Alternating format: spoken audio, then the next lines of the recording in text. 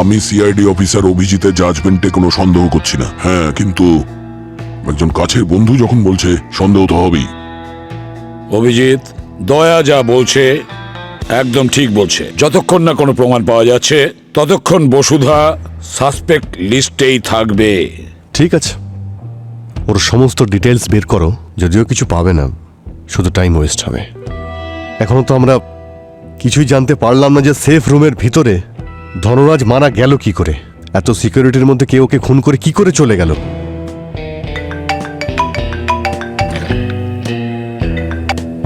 Hello, okay sir. Abhijit স্যারের কাছে ফরেন্সিকে যে খুনির ফোন এসেছিল তার লোকেশন ট্রেস করা গেছে।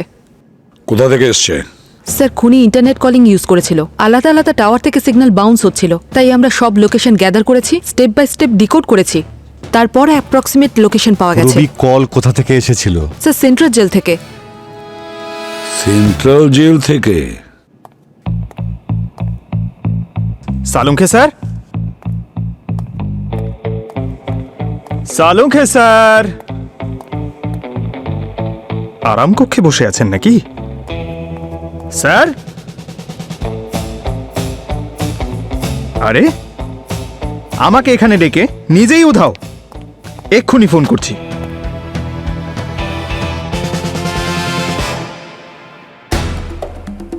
হ্যাঁ পঙ্কজ। আরে স্যার, কোথায় আপনি? আমি কখন থেকে অপেক্ষা করছি। পঙ্কজ, আমি 15 মিনিটের মধ্যে পৌঁছেছি, তুমি একটু ওয়েট করো। ওয়েট করব? কোথায় ওয়েট করব? লেবে আর কোথায়? আরে স্যার, এটা ল্যাব, কোনো গার্ডেন নয় যে আপনার জন্য বসে অপেক্ষা করব। কেন, কোনো প্রবলেম আছে? আরে প্রবলেম শোনার আগেই ফোন কেটে দিল। আরে দূর।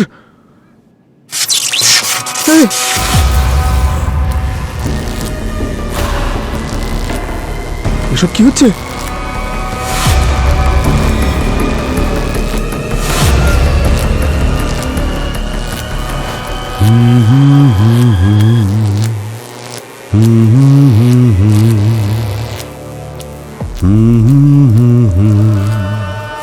দাদা, আমি জানি এটা আপনার টেরিটরি। আমি এখানে শুধু কিছুক্ষণের জন্য এসেছি, আমার কাজটা করেই চলে যাব। আপনি স্ট্রেস নেবেন না, আর আমাকেও দেবেন না, ঠিক আছে? দয়া স্যারকে ফোন করি, উনি তাড়াতাড়ি চলে আসবেন। আরে দূর বাবা, ওনাকেও ফোনে পাচ্ছি না। আমার তো এসব দেখে ঘাম হচ্ছে। আমারটা ইউজ করে না। Thank you.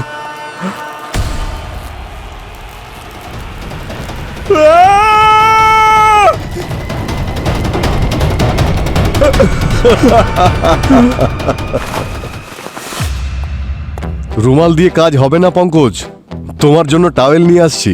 তুমি তো ভয়ে একেবারে ঘেমে স্নান হয়ে গেছো। Happy birthday to you.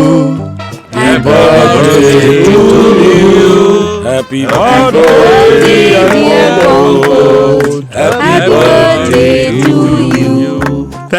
Thank you so much everybody. ভয় পেয়ে গিয়েছিল তো? ভয় পেয়েছিলাম আমি?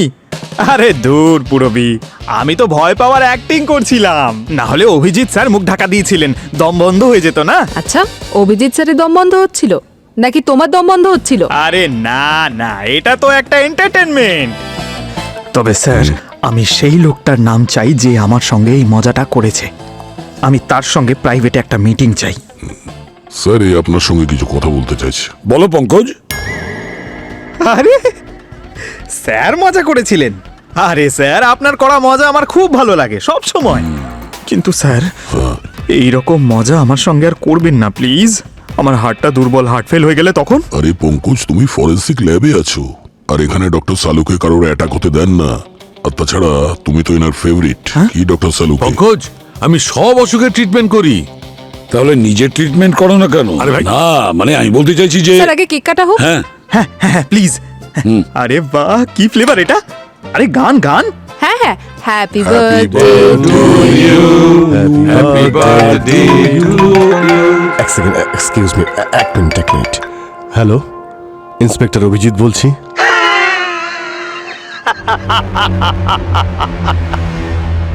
অনেক দিন ধরে শুনি না এই ভয়েসটা। ভয়েসটা যখন এতই পছন্দ হয়েছে তো অ্যাড্রেসটা বলে দে। পার্সোনালি গিয়ে শুনিয়ে দিচ্ছি। হ্যাঁ হ্যাঁ, পার্সোনালি তো দেখা করবই। আপাতত নিজের বন্ধু ধনরাজকে পারলে বাঁচাও। এই এসব কি বাজে বকছিস তুই? যদি ধনরাজের কিছু হয় না, তাহলে পৃথিবীর যে কোনো জায়গা থেকে খুঁজে আমি তোকে মারবো, বুঝতে পারছিস? হ্যালো হ্যালো, কি হচ্ছে অভিজিৎ? ধনরাজ আমার কলেজের ফ্রেন্ড, ওকে কেউ মারতে চাইছে, আমাকে যেতে হবে। আরে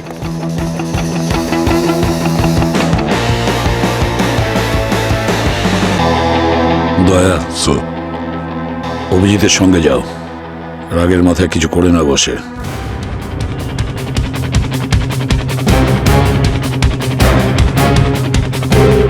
ওটা তোল ভাই ধনরাজ।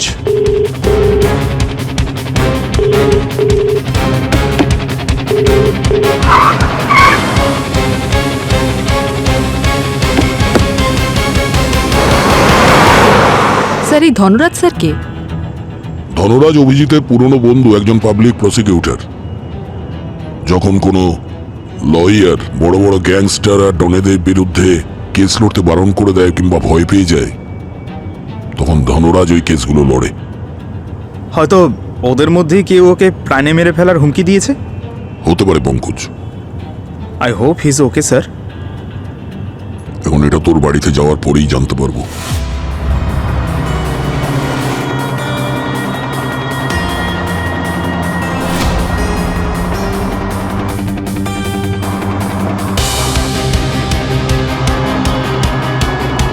গাড়িটা এত স্পিডে কেন আসছে? Take positions.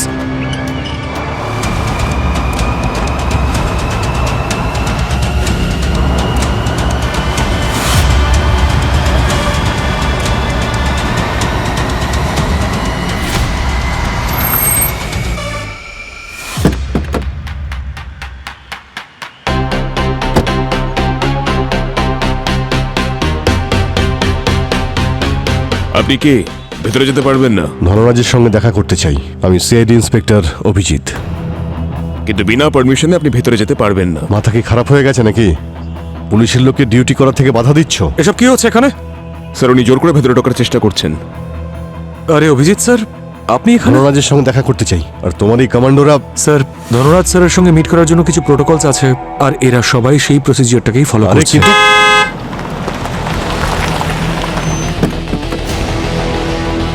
দয়া স্যার, যদি কোনো গেস্ট আসার থেকে ধনরাজ স্যার আমাকে আগে থেকেই বলে দেন, আর আজকের তো কোনো অ্যাপয়েন্টমেন্টও ছিল না, তাহলে আপনারা সবাই এখানে কেন?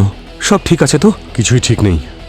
আমাদের কাছে ইনফরমেশন আছে ধনরাজকে কেউ মারতে চাইছে। স্যার, আমরা সবাই হাইলি ট্রেন্ড কমান্ডোজ, আর আমাদের এখানে ধনরাজ স্যারের সিকিউরিটির জন্য অ্যাপয়েন্ট করা হয়েছে। হি সেফ ও স্যার। যখন সেফ আছে, আমার ফোনটা কেন তুলছে না?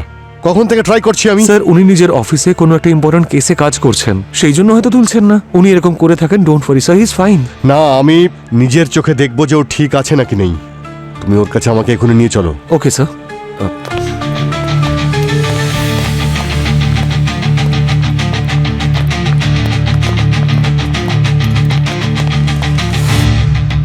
Good morning, sir. Hi sir.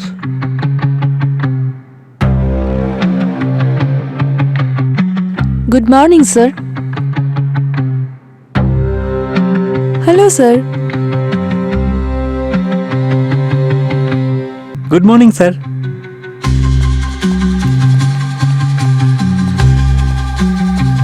সবকিছু তো একদম নর্মাল। ক্রাইম সিন তো মনেই হচ্ছে না। হ্যাঁ স্যার, সবাই গুড মর্নিং বলছে, কেমন যেন সানডে মর্নিং এর ভাইব পাচ্ছি। স্যার, বাড়িটা এত শান্ত, একটু অদ্ভুত মনে হচ্ছে। কখনো কখনো এই শান্তি ঝড় ওঠার সংকেত দেয়। আরে ধনরাজ কোথায়? তুমি কি এদিক ওদিক ঘোরাচ্ছ? স্যার, আমি আপনাকে ধনরাজ স্যারের অফিসেই নিয়ে যাচ্ছি, এদিকে তো আসুন। চলো না ভাই। আসুন স্যার।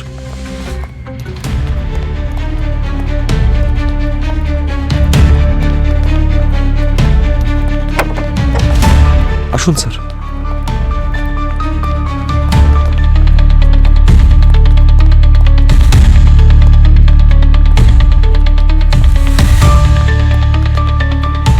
কি মজা হচ্ছে এটা? কোথায় ধনরাজ? কখন থেকে ফোন করছি, রিং হয়ে যাচ্ছে। আরে ধনরাজ কোথায়? কি টাইম পাস করছো তুমি? হ্যাঁ, এই, আমাদের কাছে সময় নেই, বুঝেছিস? তাড়াতাড়ি সত্যিটা বল, না হলে আমাদের আসল রূপ এক্ষুনি দেখাতে শুরু করব। স্যার,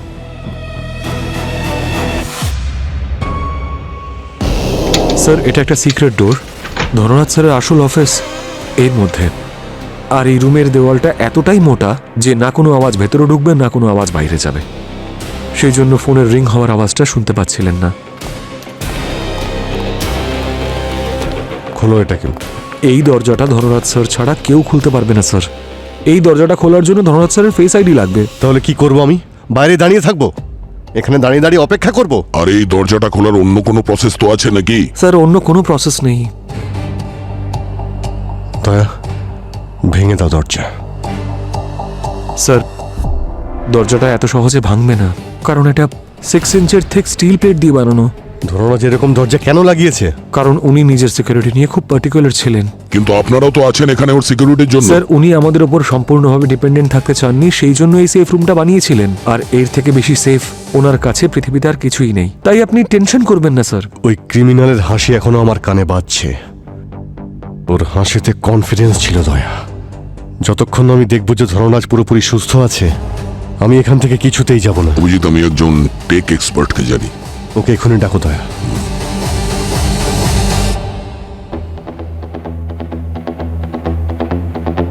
আচ্ছা, ধনরাজবাবুর রোজ সকালের রুটিন কি কি করেন উনি? সকাল 6টায় উঠে পড়েছিলেন স্যার। তারপর আমি রোজের মতোই ওনার রুমে গরম জল নিয়ে গিয়েছিলাম। তারপর উনি জিমে যান আর 45 মিনিট ধরে ওয়ার্কআউট করেন। আচ্ছা, ব্রেকফাস্টে কি খেতেন উনি? স্যার ইংলিশ ব্রেকফাস্ট হতো ওনার, ওটাই উনি রোজ খেতেন। আসলে আমি আর রজনী মিলেই ওনার ব্রেকফাস্ট তৈরি করতাম। হ্যাঁ স্যার, কিচেনে ওনার জন্য সেম ব্র্যান্ডের মশলাই ইউজ করা হয়। 1 বছরের স্টকও রাখা আছে, যাতে টেস্টে কোনো রকম চেঞ্জ না হয়। আর আপনি কি করেন? আমি এখানে পরিষ্কারের কাজ করি। ধনরাজ স্যার সবকিছু পরিষ্কার পরিচ্ছন্ন পছন্দ করেন, তাই সেটাই করি আমি। আর আপনি, আপনার নাম? স্যার আমার নাম মোহন, আমি মালি। ধনরাজ স্যার ফুল ভালোবাসেন, তাই বাগানটা আমি দেখাশোনা করি। আর আপনি? আমিও ড্রাইভার ম্যাডাম, কিন্তু শুধু নামেই। শুধু নামে মানে? আচ্ছা, নাম কি আপনার? আমার নাম হলো ভিক্টর। ধনরাজ স্যার তো বাইরে তেমন বেরোতেনই না, ওই মাসে কি 2 মাসে একবার আধবার কোর্টে যেতেন। আচ্ছা, আজ সকালে আপনারা ধনরাজ স্যারের মধ্যে কোনো চেঞ্জেস লক্ষ্য করেছেন? অদ্ভুত কিছু? নো ম্যাম, সেম ওই রুটিনই ছিল। ইনফ্যাক্ট কয়েক ঘন্টা আগে তো স্যার আমাদের সামনেই ছিলেন। আর তারপর উনি একাই ওনার অফিসে চলে যান। উনি নিজের রুম লক করে নিয়েছিলেন স্যার। আর এমনিতেও উনি ছাড়া ওই রুমে আর কেউ ঢোকে না। আপনারা টেনশন করবেন না, স্যারের আগেও এরকম করেছেন।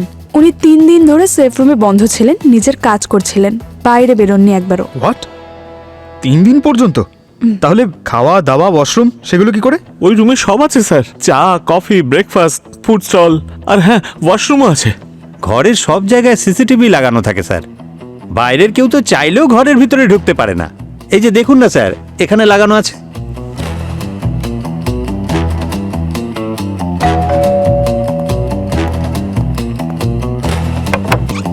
এসবই নয়। আরে দয়া স্যার, এসব কি হচ্ছে? আর্ম গার্ডস, আপনারা সব ঠিক আছে তো? কোনো যুদ্ধ শুরু হয়েছে নাকি? নয়, এটা মজা করার সময় নয়। তোমার সাহায্য চাই, ভেতরে একটা সেফ রুম আছে, ওটা খুলতে হবে। ওয়াও স্যার, ফাইনালি দয়া স্যার একটা দরজা খুঁজে পেলেন যা উনি ভাঙতে পারবেন না। এসব বাজে কথা পরে শোনাস, এখন কাজে লেগে পড়, চল। হ্যাঁ স্যার। এ খুলতে পারবে তো? কাজে তো এক্সপার্ট, দেখা যাক কি করে।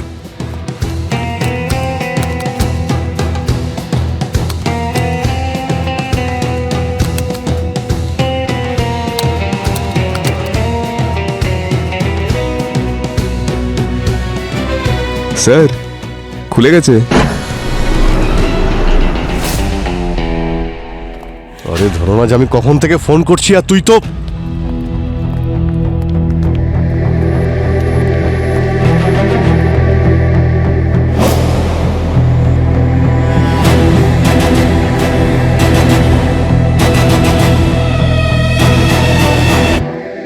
এই জন্যই আমি তোমাদের বলছিলাম,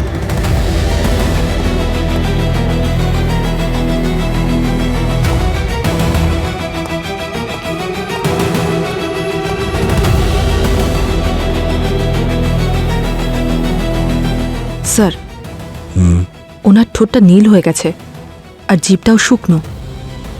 পয়জন কেস মনে হচ্ছে। ওঠাও বডিটা, সাবধানে।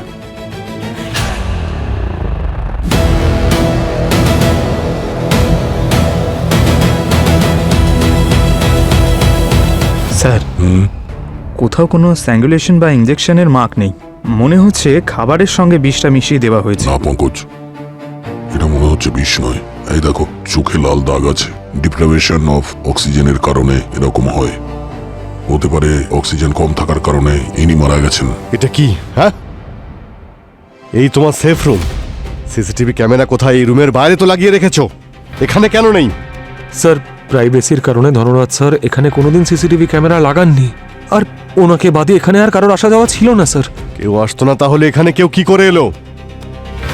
কি করে এখান থেকে মার্ডার করে চলে গেল? তুমি কি করছিলে? হ্যাঁ, এই তোমার সিকিউরিটি? স্যার, আমার মনে হয় একটা মার্ডার কেস নয়, এটা ন্যাচারাল ডেথ কেস স্যার। এটা ন্যাচারাল ডেথ নয়, এটা মার্ডার। না হলে ওই লোকটার ফোন আসতো না আমার কাছে। কিন্তু যে এটা করেছে তাকে কিন্তু আমি ছাড়বো না। আর যারা এর মধ্যে ইনভলভ আছে তারাও মরবে।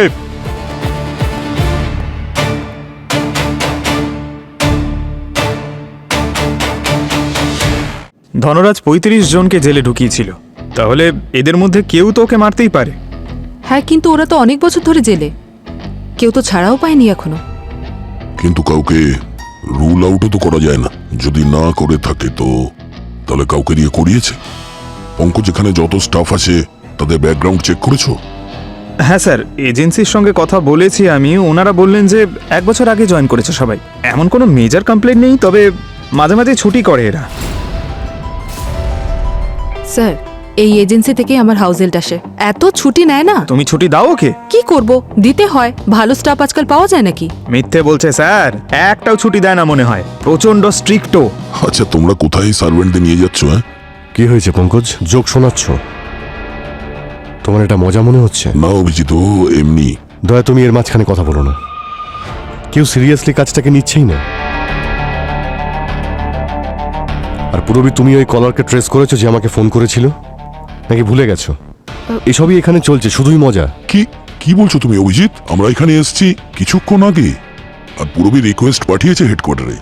ওই কলার ইন্টারনেট কলিং ইউজ করেছে, নেটওয়ার্ক জ্যাম করে কল করেছো। আর এই ধরনের কল ট্রেস করা সহজ নয়, সময় লাগে। বাহানা শোনার সময় নেই দয়া, খুব তাড়াতাড়ি খুনিকে খুঁজতে হবে। আরে, এখন কোথায় যাচ্ছ তুমি? বসুধার সঙ্গে দেখা করতে। ওকেও তো এটা বলতে হবে যে এখানে কি হয়েছে। আচ্ছা পঙ্কজ, পুরবি, তোমরা অভিজিতের কথায় ভুল বুঝো না, বুঝেছো? ওর খুব কাছের বন্ধু তো, তাই ইমোশনালি ডাউন আছে, তাই হয়তো রেগে কিছু বলে দিয়েছে। আরে না স্যার, এসব তো চলতেই থাকে, আমি তো শুনতেই থাকি। আচ্ছা, এই যে রাগ করে গেলেন, এই বসুধাটাকে?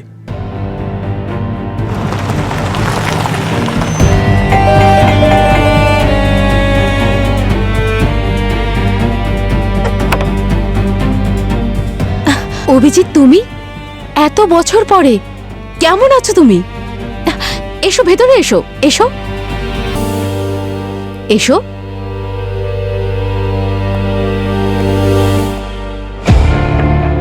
কি হয়েছে অভিজিৎ, সব ঠিক আছে তো? বসুধা, বলো না কি হয়েছে, তুমি আমাকে ভয় দেখাচ্ছ। ধনরাজ আর বেঁচে নেই বসুধা।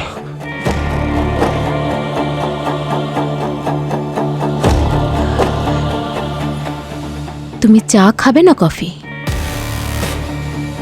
হয়ে আমি আমার জন্য বানাতে যাচ্ছিলাম, তাই ভাবলাম তোমাকে জিজ্ঞেস করি। বসুধা, আমি তোমাকে ধনরাজের মৃত্যুর খবর শোনালাম, আর তুমি চা কফির কথা জিজ্ঞেস করছো? অভিজিৎ, ধনরাজ তো আমার কাছে অনেক বছর আগেই মারা গেছে। ও একজন সৎ আর দায়িত্ববান পাবলিক প্রসিকিউটর ছিল, কিন্তু একজন ভালো স্বামী কোনোদিনই ছিল না। ও আমাকে কোনোদিনই প্রায়োরিটি দেয়নি, সব সময় আমার আগে ওর কাজটাই ইম্পর্টেন্ট ছিল। আর এখন যখন ও নেই, আমি হয়তো ফ্রিতে আমার জীবনটা কাটাতে পারবো। ও যখন বেঁচে থাকতে এত প্রবলেম ছিল, তাহলে আলাদা থাকতে পারতে, ডিভোর্স নিয়ে নিতে। হ্যাঁ, আলাদাই তো ছিলাম আমি। গত 6 বছর ধরে আমি ধনরাজের থেকে দূরেই ছিলাম, আর এই 6 বছরে জানি না কতবার ওকে আমি ডিভোর্সের ফাইল পাঠিয়েছি। না তো ও ডিভোর্স পেপারে সাইন করছিল, আর না আমাকে ছাড়ছিল। অবাক লাগছে। একজন বন্ধু হয়ে সবকিছু জেনে তুমি আমাকে এসব জিজ্ঞেস করছো যে আমি ডিভোর্স কেন দিইনি? অভিজিৎ, এমন কোনো কথা নেই যে একজন ভালো বন্ধু একজন ভালো স্বামীও হতে পারে। আমি সরি যদি আমি একটু রুট সাউন্ড করে থাকি। তাহলে আমি টায়ার্ড হয়ে গেছি অভিজিৎ, টায়ার্ড হয়ে গেছিলাম এই 20 বছরের ম্যারেজ লাইফ নিয়ে। কত কিছু করব ভেবেছিলাম আমি কলেজের পরে, আর কি করছিলাম আমি? হ্যাঁ, কিচ্ছু না, সবকিছু ছেড়ে দিয়েছিলাম আমি ওই ধনরাজের জন্য। আর পরিবর্তে কি পেলাম আমি? একাকিত্ব, হতাশা, ব্যাস। আই এম সরি বসুধা, আমি তোমার দিক থেকে এটা কখনো ভেবেই দেখিনি। আমি কলেজ থেকে আজ পর্যন্ত ধনরাজের বন্ধু ছিলাম, তোমার বন্ধু ছিলাম না। I am sorry. কোনো ব্যাপার না অভিজিৎ, তোমার মতন বন্ধু পাওয়াও তো ভাগ্যের ব্যাপার। আর হয়তো আমার ভাগ্য অতটা ভালো না। বসুধা, খারাপ ভেবো না, এটা প্রোটোকল। যতক্ষণ ইনভেস্টিগেশন শেষ না হচ্ছে ততক্ষণ তুমি এই শহর ছেড়ে যেও না। I know, I also one of this suspect, না না, রাইট? তা ঠিক নয়। ফর্মালিটি, কোনো জিনিসের যদি প্রয়োজন হয় বা কোনো হেল্পের প্রয়োজন হয়, প্লিজ আমাকে ফোন করো। শিওর। ওকে।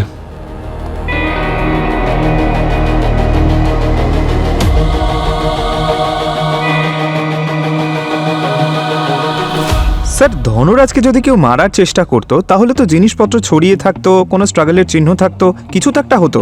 তবে সব জিনিসপত্রই তো ঠিকঠাক রয়েছে। আর ধনরাজকে তো দেখে মনে হচ্ছে উনি মাথা রেখে টেবিলে ঘুমোচ্ছেন।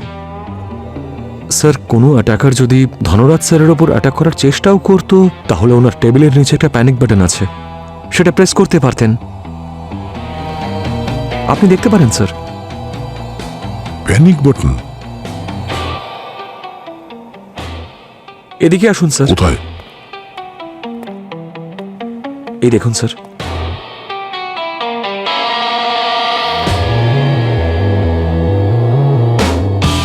যদি এখানে প্যানিক বাটন ছিলই, তাহলে ধনরাজবাবু এটাকে টেপেননি কেন? কি এমন হয়েছিল এখানে?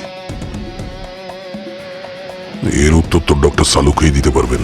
ভাই, এবার আমাকে ক্ষমা করে দাও। এবার আমি ক্লিয়ার করে কিছু বলতেই পারবো না। সরি ভাই। কেন ক্লিয়ার বলতে পারবে না? তুমি বলো না যে ফরেন্সিকে এমন কোনো জিনিস নেই যেটা তোমার জানা নেই। আরে ডক্টর সালুকে, আমরা এটা জানতে চাইছি যে ধনরাজের মৃত্যু ন্যাচারাল ডেথ না মার্ডার? আরে দয়া, আমরা এটা জানতে চাই সেটা আমি জানি, কিন্তু আমি নিজেই বুঝতে পারছি না আমি তোমাদের কি বলবো যে এটা ন্যাচারাল ডেথ নাকি। তাহলে আপনি এটা বলছেন যে এটা মার্ডার নয়? না না, আমি সে কথা বলছি না। আসলে আমি এই কথা বলছি যে আমি বুঝতে পারছি না। হতে পারে এটা একটা মার্ডার, হতে পারে এটা একটা মার্ডার নয়, হতে পারে এটা একটা ন্যাচারাল ডেথ অথবা ন্যাচারাল ডেথ নয়। তুমি কি মজা করছো? ন্যাচারাল ডেথ নাও হতে পারে, আবার বলছো ন্যাচারাল ডেথ হয়েছে মনে হচ্ছে। আরে ভাই, আমি ডক্টর সালুকে, ক্রাইম সিনে তো আমরা পরিষ্কার দেখেছি এই ধনরাজের জিভ ফুলে মোটা হয়ে গেছিল। হ্যাঁ, এর ঠোঁট নীল হয়ে গেছিল, এর নোকটাও নীল হয়ে গেছিল, চোখে লাল দাগ এসে গেছিল। আচ্ছা, তার মানে তো এটাই যে সিমটমস সাফোকেশনের? তুমি একদম ঠিক বলেছো। আসলে পোস্টমর্টেম রিপোর্টও তাই বলছে যে এর মৃত্যু সাফোকেশনের কারণে হয়েছে, নিঃশ্বাস বন্ধ হয়ে। আরে এটা খুবই সিম্পল, ওকে সাফোকেট করে মারা হয়েছে। তাহলে কেন তো ঘুরিয়ে ফিরিয়ে বলছেন? আরে না ভাই, আমি ঘুরি ফিরে বলছি না। দেখো, আমি বুঝে বলছি। যদি কেউ একে শ্বাসরোধ করে তবে কেউ দড়ি দিয়ে অবশ্যই টান দিয়েছে, তবে সেক্ষেত্রে দড়ির চিহ্ন থাকা উচিত। আর যদি হাত দিয়ে মুখ চেপে ধরে তাহলে হাতের চিহ্ন থাকবে, কিন্তু এখানে তো সেরকম কিছুই নেই, একদম ক্লিন আছে। স্যার, তবে তো এটাও হতে পারে যে নাকে হয়তো রুমাল চাপা বা হাত চাপা দিয়ে রেখেছে যাতে কোনো চিহ্ন না পড়ে। না না পঙ্কজ, সেটা হতে পারে না। দেখো, যদি রুমাল বা কাপড় দিয়ে মুখটা চেপেও ধরা হয় এইভাবে, তাহলে তার ছিদ্রতে নাকের ভেতরে কাপড়ের ছোট ছোট ফাইবার তো অবশ্যই পাওয়া যেত। এই প্রেসারের কোনো তো চিহ্ন থাকা উচিত ছিল, কিন্তু এসব কিচ্ছু নেই। দেখে তো এমন মনে হচ্ছে যে হঠাৎ করে শ্বাস নেওয়া বন্ধ করেছে আর মারা গেছে। অভিজিৎ, যে ধনরাজকে মেরেছে না, সে কোনো প্রমাণ রেখে যায়নি। আর পৃথিবীতে এমন কোনো খুন হয়নি যেখানে কেউ প্রমাণ রেখে যায় না। প্রমাণ পাওয়া যাবে। স্যার, বীরের কথা অনুযায়ী ধনরাজ স্যার ওনার সেফ রুমে সিসিটিভি লাগায়নি প্রাইভেসির জন্য। কিন্তু সেফ রুমের বাইরে একটা সিসিটিভি ছিল, যেখানে পরিষ্কার দেখা যাচ্ছে ধনরাজ স্যার 10:22 সেফ রুমে ঢুকেছিল একাই। এই বাড়িতে যারা কাজ করতো তারা সবাই কোথায় গেল? ওদের কোনো ফুটেজ আছে? হ্যাঁ স্যার, এই যে।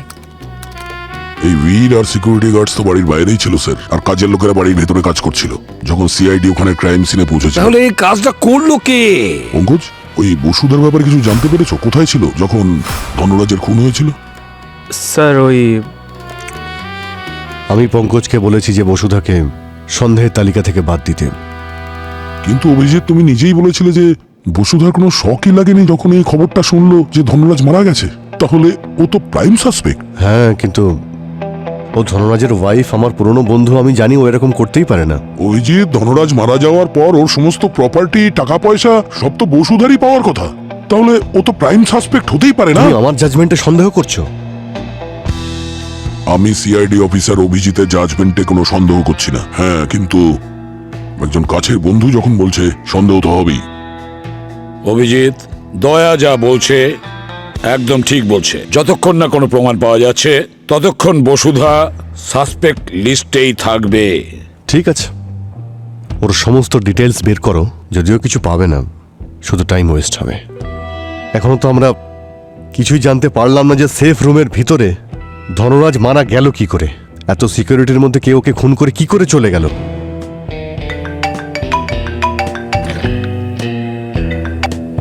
হ্যালো, ওকে স্যার, অভিজিৎ স্যারের কাছে ফরেন্সিকে যে খুনির ফোন এসেছিল তার লোকেশন ট্রেস করা গেছে। কোথা থেকে এসছে? স্যার, খুনি ইন্টারনেট কলিং ইউজ করেছিল। আলাদা আলাদা টাওয়ার থেকে সিগন্যাল বাউন্স হচ্ছিল, তাই আমরা সব লোকেশন গ্যাদার করেছি, স্টেপ বাই স্টেপ ডিকোড করেছি। তারপর অ্যাপ্রক্সিমেট লোকেশন পাওয়া গেছে। রবি কল কোথা থেকে এসেছিল? স্যার, সেন্ট্রাল জেল থেকে। সেন্ট্রাল জেল থেকে?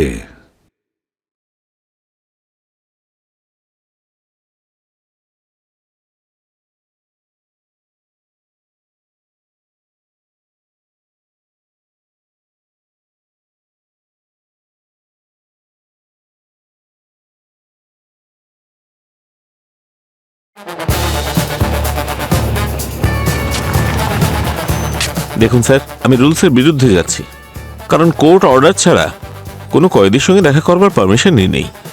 কিন্তু ধনরাজ আমারও বন্ধু ছিল, সেই জন্যই অ্যালাউ করছি। থ্যাংক ইউ জেলার সাহেব। যতজন কয়েদি আছে যাদেরকে আমাদের ধনরাজবাবু অ্যারেস্ট করিয়েছিলেন, আমরা ওদের সবার সঙ্গে দেখা করব। ঠিক আছে, কিন্তু একটা কথা খেয়াল রাখবেন, কোনো কয়েদির উপরই প্লিজ ফোর্স করবেন না, কারণ ওরা যেটা বলবে সেটা কোর্টে কিন্তু মান্যতা পাবে না, কারণ এটা আনঅফিশিয়াল মিটিং।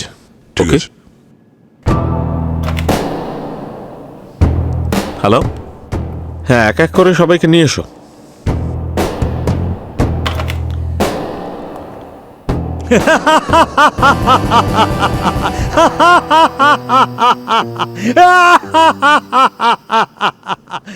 এ তো সেই হাসি দয়া যেটা আমি ফোনে শুনেছিলাম। এই হাসি জীবনে আমি কোনোদিনও ভুলতে পারবো না। এই হলো সেই।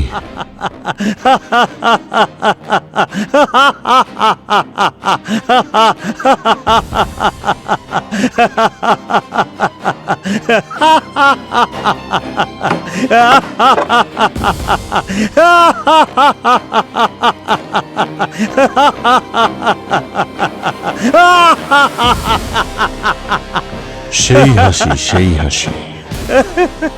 এই আমাকে ফোন করেছিল আর ফোনে হুমকি দিয়েছিল ধনরাজকে আমি মেরে ফেলবো। অভিজিৎ, কি করছো? সরি। হ্যাঁ, আমি ফোন করেছিলাম। যা করার করে নাও, করে নাও। প্রমাণ করতে পারবে গত 15 বছর ধরে আমি এই জেলে পড়ছি? জিজ্ঞেস করো কাউকে গিয়ে, যাও। জেলের ভেতরে বসে তুমি বাইরে কল কি করে করলে? হ্যাঁ, যে ফোন থেকে ফোন করেছিলাম সেটা এখন জেলের বাইরে আছে। হয়তো এতক্ষণে সেটা কোথাও লুকিয়েও ফেলা হয়েছে। প্রমাণ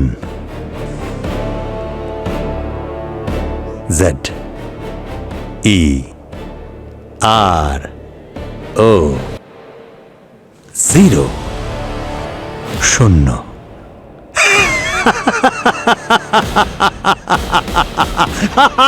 কেন করেছিস তুই এসব? 15 বছর আগে ধনরাজ আমায় ধরিয়ে দিয়েছিল, তবে আর 1 মাস বাদেই আমি জেল থেকে বেরিয়ে আসব। তাই আমি ভাবলাম আমার এই কামব্যাক না হয় একটা ধামাকা দিয়েই শুরু করে ফেলি। আমি কিভাবে জেলের মধ্যে থেকে আমার শত্রুদের শেষ করে দিচ্ছি, সিআইডি আমার টিকিও ছুতে পারবে না, কিচ্ছু করতে পারবে না আমার। আমি আবার ডন হব, বাদশাহ। পুরো শহর টের পাবে আমার ক্ষমতার কথা। আমার সমস্ত শত্রুতা আর সব পুরনো হিসাবের এক এক করে বদলা নেব আমি, এক এক করে। আর সেই লিস্টে তোমাদের সবারই নাম আছে। এই, মুখ সামলে কথা বল, বুঝলি? কি ভেবেছিলে 15 বছরে আমি কি ফুরিয়ে গেছি? আরে না না না না, কখনো না। এখনো আমার বাইরে অনেক সাগরেদ আছে।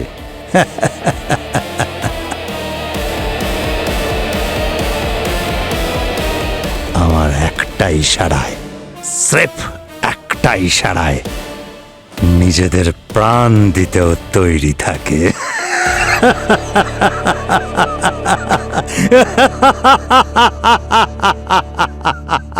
তুই কিন্তু ফেসে গেছিস, ফেসে গেছিস তুই। তুই জেনে হোক বা না জেনে খুব বড় একটা ভুল করে ফেলেছিস। ওই ফোন কল যেখানে তুই হাসছিলি, এবার ওটাই তোকে খুব কাঁদাবে। ওই ফোন কল তোকে আর তোর সঙ্গীদের বিপদের কারণ হয়ে দাঁড়াবে। নিয়ে যাও ওকে, যা। চল চল।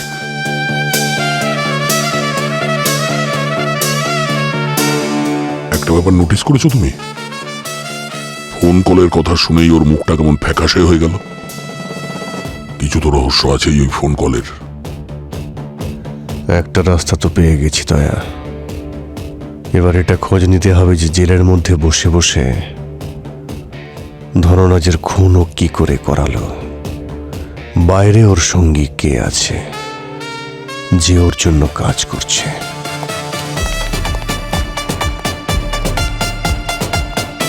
স্যার, হ্যাঁ, স্যার এটা কবিরার পুরো ডিটেলস।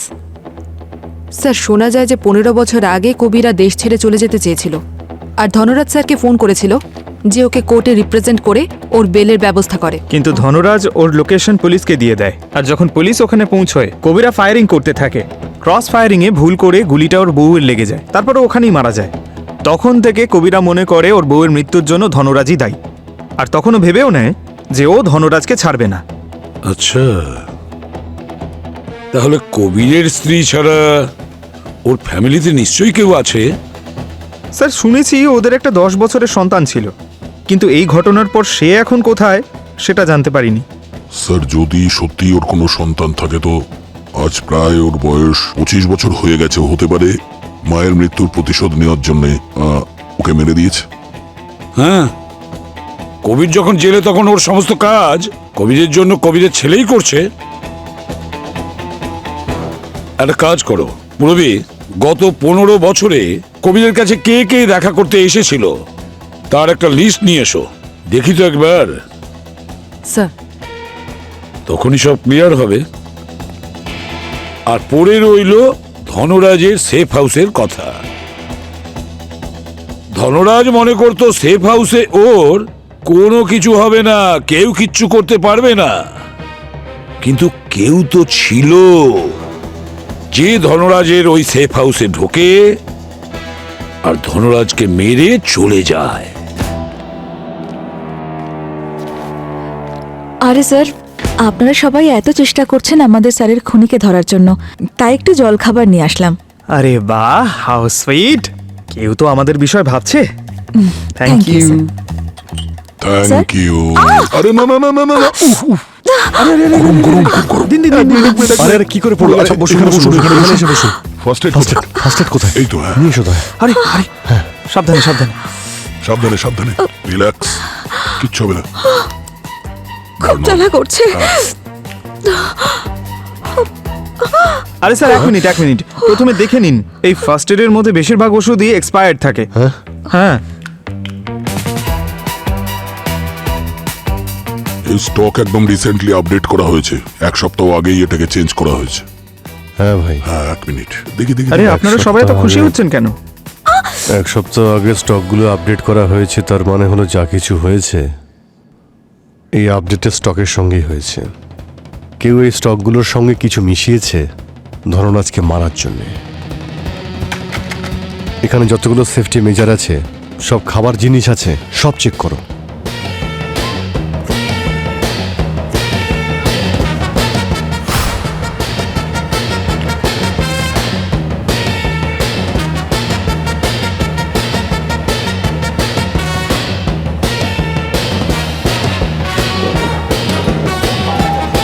এই সমস্ত ফায়ার এক্সটিংগুইশার তো খালি। হ্যাঁ দয়া, এগুলো তো ফায়ার এক্সটিংগুইশার। 1 সপ্তাহ আগে যদি আপডেটের স্টকগুলো আসে তাহলে তো এগুলো তো ভরা থাকা উচিত। এক মিনিট স্যার, এই ডিভাইসটা দেখুন, এটা এখানেও আছে, এখানেও লাগানো আছে। আচ্ছা, এইটাই মার্ডার ওয়েপন নয় তো? কিছু টাইমারের মতো লাগছে না? হ্যাঁ পঙ্কজ, এই সিলিন্ডারে কার্বন ডাই অক্সাইড থাকে, CO2। না স্মেল, না টেস্ট, না কালার। আর হতে পারে এই ডিভাইসের জন্য আস্তে আস্তে ওই পুরো CO2 লিক হয়ে গেছে, আর একটু বাদেই ওনার দম বন্ধ হয়ে গেছে আর উনি মারা গেছেন। আর তাছাড়া এই সেফ হাউসটা তো একদমই সিল্ড, তাহলে এরই হাওয়া এর ভিতরে সার্কুলেট হতে থাকে, আর এই অক্সিজেন আস্তে আস্তে কার্বন ডাই অক্সাইডে বদলে যায়। সেই জন্যই ধনরাজ অজ্ঞান হয়ে যায়, আর অজ্ঞান অবস্থাতেই ও মারা যায়। সেই জন্য না কোনো শব্দ, না কোনো স্ট্রাগল হয়। রজনী, এই সেফ রুমের স্টক কে আপডেট করে? কে এখানে সবকিছু আপডেট করেছে? স্যার এইসব কাজ তো বীরের দায়িত্ব, ও ছাড়া আর কে হতে পারে? পঙ্কজ, বীরকে নিয়ে এসো। স্যার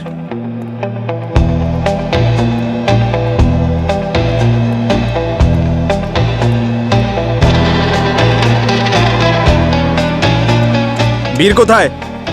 মেজর বীর কোথায়? মেজর বীর উনি তো সকাল থেকেই নেই, কেউ জানে না উনি কোথায় গেছেন। নেই মানে? হ্যাঁ, জানি না কোথায় গেছে, আর কাউকে কিছু বলেনও নি, আমরাও জানি না।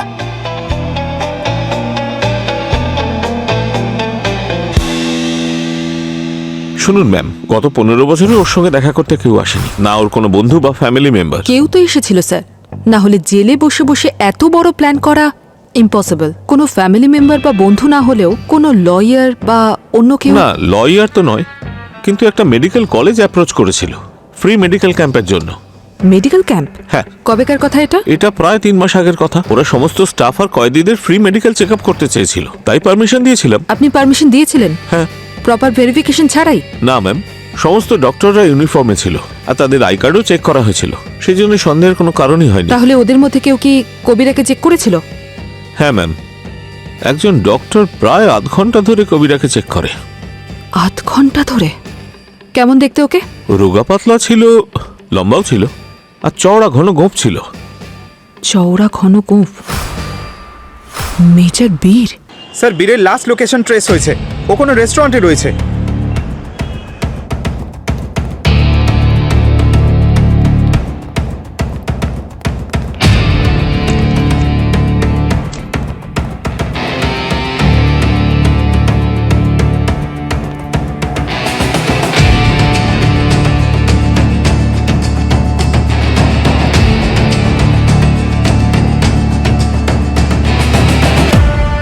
তোমার কাছে তো সবসময় বন্দুক থাকে, তাহলে ওই দিন ফায়ার এক্সটিংগুইশার দিয়ে ধনরাজকে কেন খুন করেছো? না স্যার, ধনরাজ স্যারকে আমি খুন করিনি। আমি একজন সোলজার, ডিউটির জন্য নিজের জীবনও দিতে পারি আমি, আর ওনার জীবন বাঁচানোর প্রতিজ্ঞা করেছিলাম। তাহলে তুমি ঘটনার পরে উধাও হয়ে গেলে কেন? লুকোচ্ছ কেন? সিআইডি কে গুলি করবে তুমি? হ্যাঁ স্যার, আমার মনে হয়েছিল কোনো অ্যাটাকার, আর আমার টিম বলেছিল যে ধনরাজ স্যারকে ফায়ার এক্সটিংগুইশার দিয়ে মারা হয়েছে, সেই জন্য নিজের ইনভেস্টিগেশন শুরু করেছিলাম। ইনভেস্টিগেশন? কিসের ইনভেস্টিগেশন? স্যার, ধনরাজ স্যারের সেফ রুমের সাপ্লাই 6 মাসের আগে চেঞ্জ হওয়ার কথা নয়, কিন্তু কেউ আমার সিগনেচার ফর্জ করে নতুন সাপ্লাই আনিয়েছিল। আপনি চেক করতে পারেন। এই হচ্ছে আমার আসল সিগনেচার, আর এটা ফর্জড। চেক করলেই জানতে পারবেন। ঠিক আছে, এটা ফুল সিগনেচার, কিন্তু যখন সাপ্লাই আসে ধনরাজের বাড়িতে তখন তুমি জানতে পারো নি? স্যার, আগের সপ্তাহে আমি ছুটি নিয়েছিলাম, তখনই হয়তো কেউ চেঞ্জগুলো করেছে। আর কমান্ডার্সরা এটা অ্যালাউ করেছিল কারণ পেপারের সিগনেচার আমার ছিল। কে বদলেছিল এটা? কোনো স্টাফ। তোমার কোনো কথাই আমরা বিশ্বাস করতে পারছি না, তাই যতক্ষণ না আমরা তোমার স্টেটমেন্টকে ক্রস চেক করতে পারছি ততক্ষণ তুমি আমাদের কাস্টডিতে থাকবে। আমাদের এখন খোঁজ নিতে হবে যে ভিক্টর আর মোহনের মধ্যে কবিরের হয়ে কে কাজ করে, কে ওর ছেলে। Hello, what? Are you sure? Okay sir. Sir, কবিরা আর ওর বউয়ের হসপিটাল রেকর্ড, ওদের কোনো ছেলে ছিল না, ওদের একটা মেয়ে ছিল। হোয়াট? এই সব কিছু একটা মেয়ে করছে? পুরবি, এজেন্সি রেকর্ড থেকে খোঁজ নিয়ে দেখো এই টিনা, সুধা আর রজনীর মধ্যে ওই দিন কে ছুটি নিয়েছিল, যে ওই ফেক ডক্টর কবিরের সঙ্গে দেখা করতে জেলে গিয়েছিল। স্যার,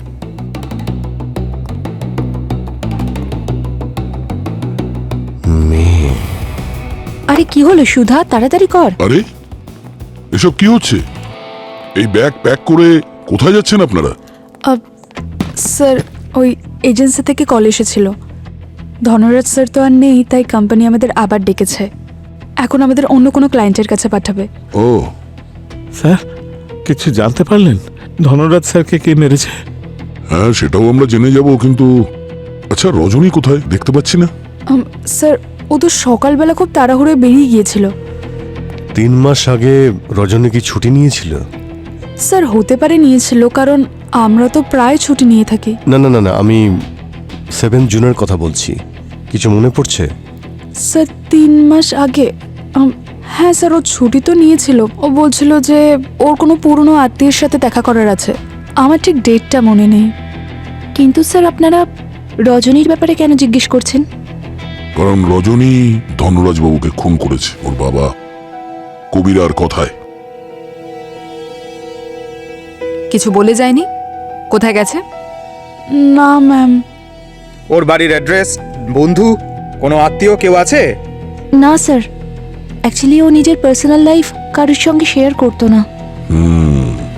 ঠিক আছে, আমাদের পারমিশন ছাড়া আপনারা শহরের বাইরে যেতে পারবেন। ওকে, থ্যাংক ইউ।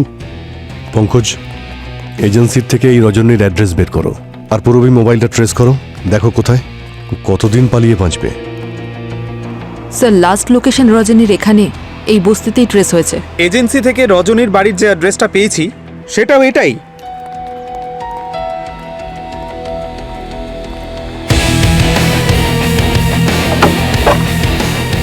এই কে এখানে? লাইট।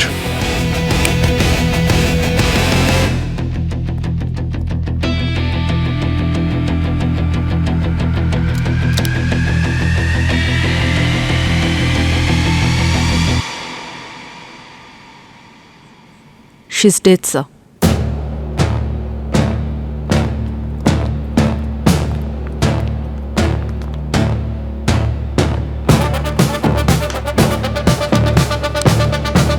Sir, suicide note.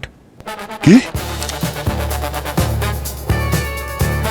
আমি রজনী, কবিরার মেয়ে। আমি আমার মায়ের খুনি ধনরাজকে মেরেছি। আমি সারা জীবন জেলের ভেতরে থাকতে চাই না, যেরকম আমার বাবাকে থাকতে হচ্ছে। তাই আমি আমার জীবন নিজেই শেষ করলাম। স্যার, তাহলে কেস তো সলভ হয়ে গেল। ও তো কনফেস করলো ওই ধনরাজকে মেরেছে। না পঙ্কজ, কেস এখনো সলভ হয়নি। কেস এখনো ওপেন আছে। এই রজনী লেফট হ্যান্ডেড ছিল, সব কাজই বাঁ হাত দিয়ে করত। ও আমাদের চাও দিয়েছিল বাঁ হাত দিয়ে, তাহলে ও রাইট হ্যান্ড দিয়ে নিজেকে গুলি কেন করতে যাবে? স্যার, তাহলে খুনি কে? টিনা নাকি সুধা? 3 মাস আগের সিসিটিভি ফুটেজ চেক করি ধনরাজ বাবুর বাড়ির। যখন ডাক্তার সেজে কেউ গিয়েছিল জেলে কবিরার সঙ্গে দেখা করতে, জানতে পারা যাবে দুজনের মধ্যে কে ছিল, টিনা না সুধা। 15 বছর পরে বস এখানে আসছেন। উনি সব দেখে কিন্তু খুব খুশি হবেন। এমনিতেই আইডিয়াটা কিন্তু ওনার মেয়ের, বেশ বুদ্ধিমতী মেয়েও। হ্যাঁ, তা কিন্তু জানিস ঠিক। কি বলছিল? বলছিল যে যখন বাবা বাড়িতে আসবে তখন ওনার সব কিছু নতুন নতুন লাগবে।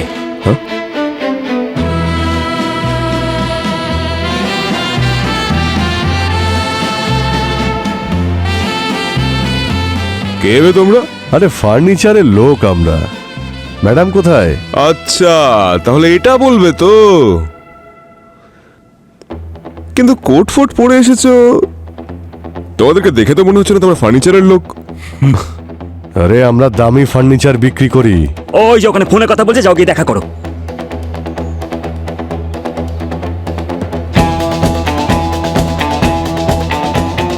পুরনো সাম্রাজ্য নতুন করে শুরু করার সময় চলে এসেছে। আমরাই এই শহরে রাজত্ব করব। আমাদের অপেক্ষার অবসান হয়েছে। বাবা বাইরে আসছে। বাবা বাইরে আসবে না, কিন্তু তুমি ভিতরে অবশ্যই যাবে।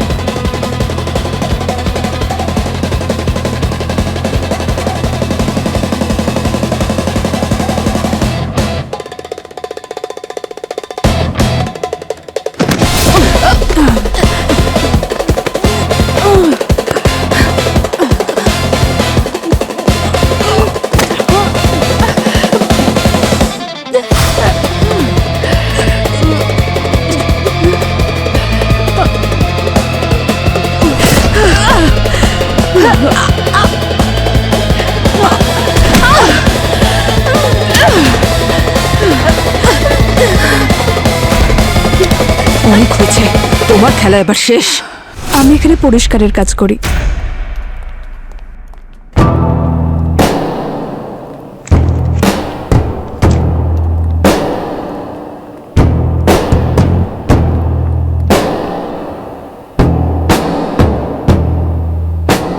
সুধা? হ্যাঁ, সুধা, তোমার মেয়ে। বলো সুধা, তুমি এসব কেন করেছো? মা মারা যাওয়ার পর আর বাবা জেল যাওয়ার পর আমি পুরনো কন্ট্যাক্টসের সাহায্যে দেশের বাইরে চলে গিয়েছিলাম। কিন্তু আমার জীবনের একটাই উদ্দেশ্য ছিল, ওই ধনরাজকে ওর পাপের শাস্তি দেওয়া। আর এই জন্যই ধনরাজকে আমি নিজের মিশন বানিয়ে নিয়েছিলাম। তুমি ধনরাজের বাড়িতে কি করে পৌঁছলে? আমি নিজের একটা মিথ্যে পরিচয় বানিয়েছিলাম। তার সাহায্যে আমি সার্ভেন্ট এজেন্সিতে পৌঁছাই। ওখান থেকে আমি ধনরাজের বাড়িতে সার্ভেন্ট হিসেবে কাজ করা শুরু করি। কিন্তু ওখানে আমি দিনরাত শুধু এটাই ভাবতাম যে আমি ওকে কিভাবে মারবো। তারপর আমি প্ল্যান করলাম। প্ল্যান করার পর 15 বছর পর প্রথমবার নিজের বাবার সাথে দেখা করার জন্য জেলে যাই। আর ওখানে আমি ওনাকে সবকিছু বলে দিই, পুরো প্ল্যান বলে দিই। এখানে তুমি ভুল করেছো সুধা। প্ল্যান তো তুমি করেছিলে, কিন্তু তোমার বাবা মনে করে যে সে জিতে গেছে, তাই আমাকে ফোন করে ফেলে। আমি আমার মেয়ের জীবনটা একেবারে শেষ করে দিলাম।